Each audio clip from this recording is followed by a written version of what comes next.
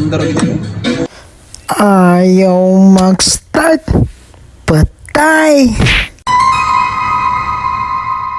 So what's up guys, no? For today's video ay meron tayong customer Sniper 155. Bigla lang daw umusok ang kanyang motor sa may headlight.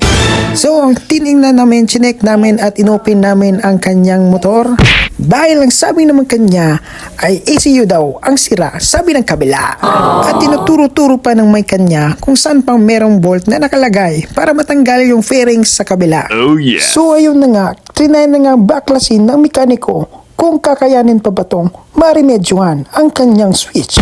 At yun na nga, pagbukas namin ay sunog pala ang switch ng kanyang motor ng may kanya. At yun na nga, trinay na nga i-bypass ng mekaniko ang switch ng kanyang motor. Gagana ba ito? Oo, hindi. Skandar gitu. Ayaw mag-start. Patay. At yun na nga guys, di ko nabidyohan ng mga pangyayari, lobat lang pala ang kanyang battery ng kanyang motor. So another satisfied customer naman, it's alive.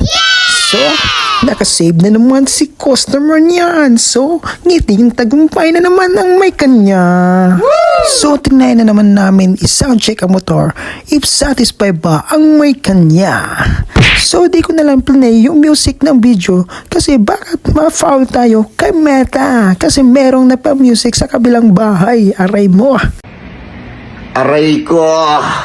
Basta ang importante ay all goods sa motor. All goods na all goods. Alright. Peace out. Prup, prup.